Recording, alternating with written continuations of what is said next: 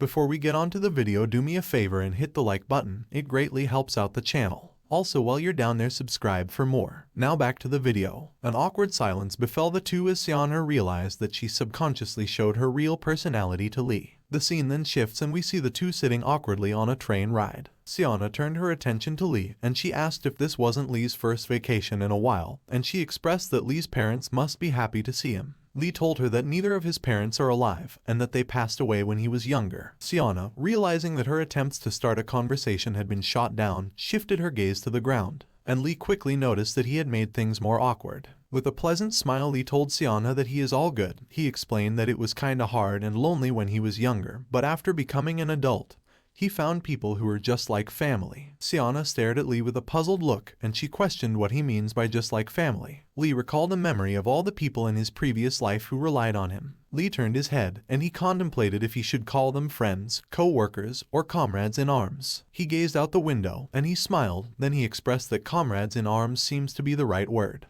The train stopped at Yongyungpo, and Lee got out of the train. His vacation will last for 4 days and 3 nights. During this short vacation, he must become fully prepared for the future. Lee smiled. Among those preparations, the first one is to get money. As he walked, he stopped, and he stared at a recruiting poster for the Blue Tree Guild. From what Lee knows, the owner of the Blue Tree Guild is already a multi-trillionaire at this point. He glared at the poster. Gordon Tracy, his black money moved underwater and bought out high-ranking powerful people, and Hunter purchased items. Gradually, yet perfectly, he took reign over everything. Humanity lost to the villains for several reasons, but at the core was money. Even if having as much money as Gordon is impossible, Lee thought he should at least have enough to not get swept up in his money game. Lee exited the train station, and he started making his way through the city. He knows about the important future events and where and when money will accumulate. Simply put, if he just invests before others do, even chump change can snowball. For that, Lee wanted a person who wouldn't betray him during investments no matter what. He entered a building with a wooden sign that says Hope Guild. He made his way up the stairs with the thought of entrusting this crucial part to someone faithful and loyal, even with the slightest promise. As he made his way up the stairs, a voice could be heard yelling at someone. The voice expressed angrily that this person shouldn't let things get physical. Hearing this conversation took Lee by surprise, and he started making his way slowly up the remaining stairs. Inside a room, we see a white-haired man who was holding another by the collar. The man with a green suit expressed to the white-haired man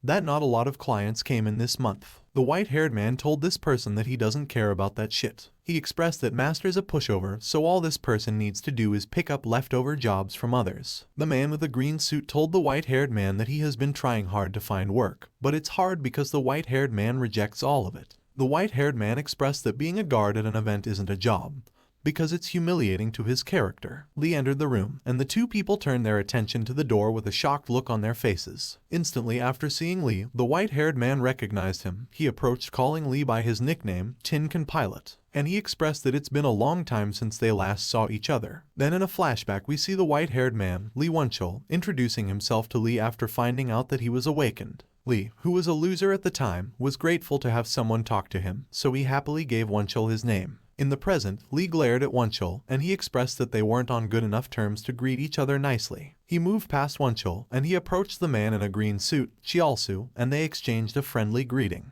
Chialsu then asked Lee why he was visiting all of the sudden. Wonchul, who was silent this entire time due to shock, turned his head to Lee, questioning if he ate his brains for lunch. He expressed that Lee must have forgotten his memories because he greeted him nicely. Lee turned his head, and he glared at Wonchul. This irritated Wonchul, and he angrily asked Lee if he wanted him to refresh his memory with the real deal. In another flashback, we see Lee controlling a metal pen, a metal ruler, and a box cutter. The crowd that had gathered was disappointed that this was the limits of Lee's abilities. Wonchul, who was embarrassed by Lee, approached angrily, calling Lee a loser for his lame abilities. He was so angry by the fact that he was friendly with someone who is so trash that he hit Lee on the jaw. Lee fell to the ground and he held his jaw in shock. Afterwards, Wonchul expressed that Lee should stop calling himself an awakened with those dumb powers, and if he catches Lee talking about being awakened, then he will kill him. In the present, Wonchul, a C-rank hunter, the Hope Guild's signature hunter with the fighter trait, started rolling up his sleeves. He called Lee by his nickname, Tin Can Pilot, and he asked if he should beat Lee up like back in their school days. He started approaching Lee, and he expressed that he will make him beg for his life as he used to do back then. She also got in between them, and he tried stopping Wonchul. However, Wonchul was boiling with rage at this point, and he asked Chiaosu to leave the room, unless he wanted to die with Li. Li suddenly spoke, asking Wonchul to give it a try. This surprised Wonchul. He turned his attention to Li, questioning if he heard correctly. Li glared at him with a cold expression, and he asked him to try and kill him if he could. This really ticked Wonchul off. He rushed at Li, calling him a son of a bitch. He threw a punch, however Li didn't bother to move as Wonchul's fists were heading for his face. Wonchul stopped his assault after realizing that Li had different swords and weapons aimed at him.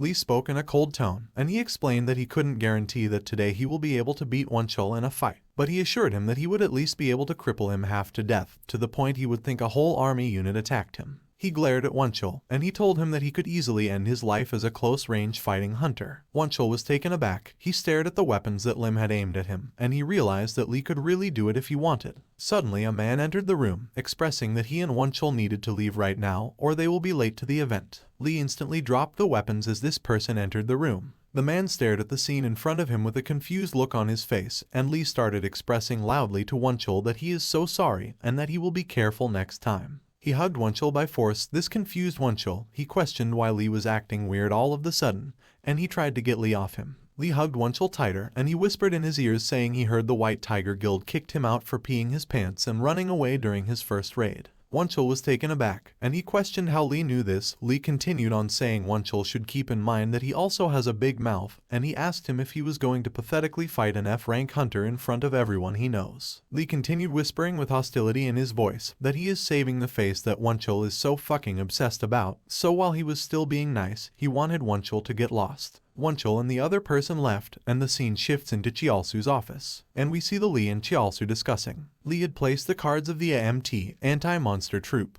and the Blue Flower Guild on the table in front of Chiaosu. Chiaosu, who was staring at some stocks on the stock market on his tablet, questioned if everything Li said just now was true. He questioned if the stocks that Li showed him were really going to skyrocket by the numbers he pointed out. Li didn't answer. He just observed Chiaosu with a smile. Chiaosu shouted that if Li was telling the truth, then this would be life-changing. The scene then shifts to in front of the Blue Tree Guild building, and we see 6 guards guarding the door. The person who picked up Wonchul from the Hope Guild building complained, questioning how much longer they would have to stand guard. Then he turned to Wonchul, questioning if they shouldn't try to raid a gate. This person saw Wonchul gritting his teeth in a rage, so he asked if something was wrong. Suddenly, a businessman approached, expressing his distaste for the guards. He questioned why these servants were causing a ruckus in this reserved place. He stopped in front of Wonchul, and he said Wonchul must be the leader, so he told him he should have been watching Zone C, A, B, E, D. He placed his hand on Wonchul's shoulder, and he asked if Wonchul doesn't know the alphabet. He questioned how many times he has to explain things to Wonchul for him to get it, and he expressed that if Wonchul doesn't know how to read, then he should at least work on his listening. Wonchul, who had remained silent this entire time, suddenly uppercut the businessman. Afterwards, he started using the man's face as a punching bag. Wonchul punched the businessman's face into the pavement. This sight sent the other guards into a panic, as they knew they couldn't stop Wonchul. Sometime later, Wonchul stopped assaulting the man, and he asked the guard who was talking to him earlier to search for someone for him. He expressed in a rage that he was going to kill that dipshit Li. Then back at the Hope Guild, Park Chiaosu, the leader of the Hope Guild, found it hard to believe Li. Chiaosu is a hunter with the analyst class and is someone who'd go on to lead the rediscovery of rank F, and he is Li's benefactor who found a way to boost his abilities. Li thought Chiaosu's reaction was a reasonable one, as anyone would find it hard to believe if you suddenly told them that you could help them make life-changing money. Chiaosu turned his attention to the recruitment cards that Li had laid out on the table, and he questioned if the recruiters gave Li this information to scout him. Li replied with a question. He asked if Chiaosu thinks he is trustworthy based on his actions so far. Chiaosu was taken aback by this question, and he expressed that he trusts Li without a doubt. Li smiled. The source of this information is his past life, but he guessed that Chiaosu would find that hard to believe. So Li showed Chiaosu text messages between him and Kangseok. They were discussing the fact that Li, an F rank, received an offer to become a commissioned officer, which is an unprecedented offer, and Kangseok was urging Li to make his decision quickly. Chiaosu grabbed the phone out of Li's hand, and he glued his eyes to the text messages. With this, it confirmed that Li was telling the truth. Li smiled and he handed Chiaosu his card. He expressed that he wanted to entrust Chiaosu with his investments. He explained that there was 20 million won in his account, and even though it's not a lot, it's what his parents left behind for him. Chiaosu gently grabbed Li's card. He expressed that Li must have genuine faith in him, and he thanked Li for that.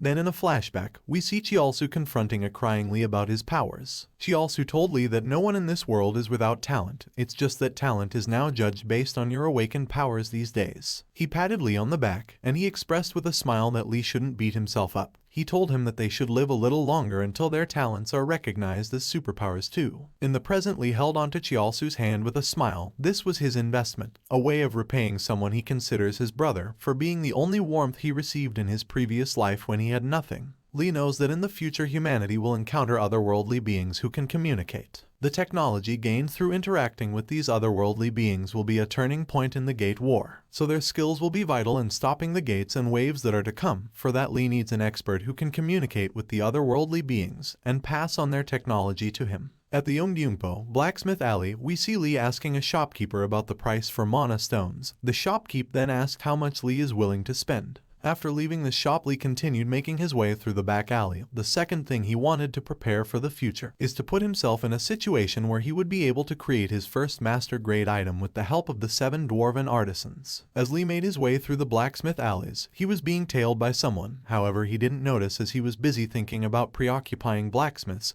whose status went beyond artisan to master before villains realized it. He stopped at one of the blacksmith's workshop and he said hello to a blacksmith who was working on what looks like a broadsword. The blacksmith expressed in a rude tone that he is only selling what's on the shelves, so Lee shouldn't look at anything else. Then he went back to hammering the broadsword. Lee quickly recognized the blacksmiths as artisan Kang Jeongdu, a blacksmith who was fired from the Blacksmiths Guild for his eccentricities, and it was blatantly obvious why. With an awkward expression on his face, Lee expressed that he would only look at what's on the shelves then. As he made his way over to the shelves, he observed Kang as he hammered the weapon he was currently working on. The weapon Kang was working on is a javelin made of orichalcum, and although it looks crude and broad, it's the Dragon Slayer spear that would later be driven into the heart of the dragon Terax. Seeing Kang working, Lee could see why the foundation for the first master-grade item was laid in this ramshackle workshop. Suddenly, a woman entered the workshop, and she approached Lee while expressing that a Krusty is here today as well. Kang turned his attention to her, and he told her that she shouldn't be calling a customer Krusty. However, the woman didn't see the reason why she had to express a customer differently when Kang does the same thing. Lee turned his attention to her. The thought of seeing his comrade in arms, Master Blacksmith Kang Bixial, made him smile. 4 years later, upon the passing away of the artisan Kang Jeonggu, she inherited all of his skills and became a master smith, surpassing even her master. Bixial hunched over, and she used her ability to scan for the worth of Lee's long trench coat and Laurent boots. After seeing that the long trench coat was worth 1,500,000 won, and that the boots cost 1,600,000 won, she started rubbing her hands together, and she expressed that Lee wasn't crusty. She promoted him to a customer, and she asked if there is anything she could help him with. Lee smiled awkwardly. He had forgotten how crazed Bixial was over money. However, this suits a dwarf perfectly, and now that he had her attention, he questioned if he would be able to turn it to trust. With Bixial's help, Lee picked out a bunch of metal that totaled 18 million won. This made Bixial happy, and she promoted Lee from customer to boss. Kang was taken aback. From his observation, Lee shouldn't be a mage. He found this strange, and he questioned why Lee was buying poisonous magical metals and Mistral tungsten alloy beads that he can't even handle. He questioned if Lee wasn't just wasting his money. Bixial told her grandpa to pipe down. She expressed that Lee must have a place to use it, hence why he was purchasing it. Lee interrupted, saying this is all he needs, and he expressed that he would be back to buy more things often. Lee grabbed his stuff, and as he was leaving, he expressed that he would be back when he needed something. Bixial smiled, and she asked Lee to come back often. As Lee was walking out of the workshop, he apologized to Bixial in his head, because unlike his other comrades in arms, he had no choice but to call Bixial back to battle. But this time he was determined to protect her at all costs. Later that night, outside a motel, we see the man that was following Lee earlier observe the motel from across the street. Inside one of the rooms in the motel, Lee picked up one of the medals he purchased from Kang, and he sat on the bed with his legs crossed, and he placed the medal in his mouth. Before the end of his vacation, it's a must that he significantly increase his poison resistance and metal weight he can manipulate.